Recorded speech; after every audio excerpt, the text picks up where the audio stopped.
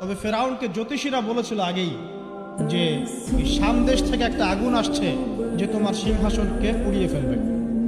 এর ফলশ্রুতিতে ফেরাউন যেটা করলো, সমস্ত পুত্র সন্তান যারা হতো এদেরকে তারা জবাই করে হত্যা করলো। যখন জনগণ বলল যে কাজটা খুব খারাপ, প্রতিবাদ শুরু হলো, তখন 1 বছর গ্যাপ দেওয়া শুরু করলো। 1 বছর মারবে, আরেক বছর রাখবে, আরেক বছর মারবে, আরেক বছর রাখবে। যেই বছর মারলো না সেই বছর জন্ম লাভ করলো মুসা আলী ইসলামের ভাই হারুন আলী ইসলাম। ঠিক আছে, উনিও কিন্তু নবী ছিলেন। আচ্ছা, আর যে বছর মারার কথা সেই বছর জন্ম লাভ করলেন মুসা আলী ইসলাম। এখন আমি খুব শর্ট করে বলছি, অনেক ডিটেলস বলতে গেলে 3টা বেজে যাবে, আজকে আসরও হতে পারে।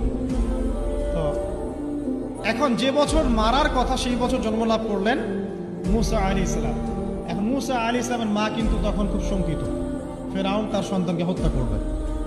আল্লাহ রাব্বুল আলামিন কোরআনের মধ্যে বলেছেন সূরা কাসাসের মধ্যে। কোন সূরা? সূরা কাসাস। আমি 2টা সূরার নাম বলছি, আজকে বাসায় গিয়ে পড়বেন। এই 2টা সূরার মধ্যে সবচেয়ে বেশি হিস্ট্রি আছে মুসা এবং ফেরাউন এই বিষয়টার উপরে।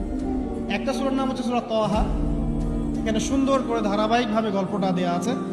আর একটা সূরা হচ্ছে সূরা কাসাস। এই 2টা পড়বেন অর্থ সহ। তো মুসা আলী ইসলামের মায়ের হৃদয়টা খুব শঙ্কিত ছিল যে তার সন্তানকে হত্যা করে ফেলা হবে। আল্লাহ রাব্বুল আলামিন বলছেন যে আমি তার কলবে ইলহাম করলাম।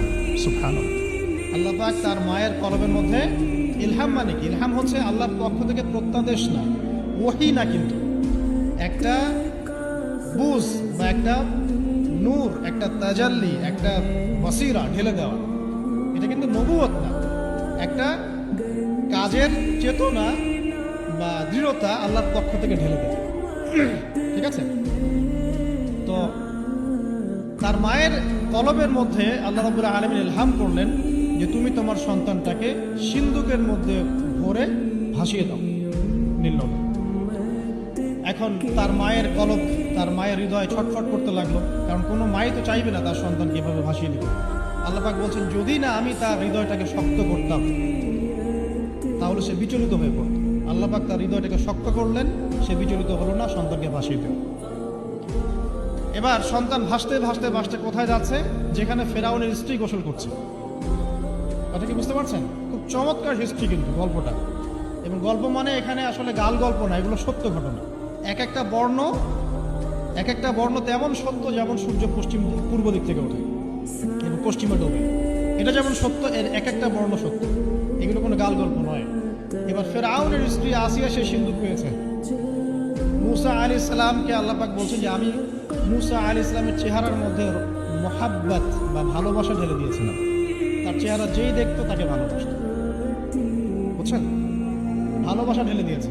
এবার ফেরাউনের স্ত্রী আসিয়া, এখানে আসিয়া নন, অন্য একজন স্ত্রী হয়তো, তিনি বলছেন যে ফেরাউনকে বলছে যে একে আমরা আমাদের কাছে রেখে দিই, হয়তোবা সে আমাদের উপকারে আসবে, অথবা তাকে আমরা সন্তান হিসেবে গ্রহণ করতে পারি।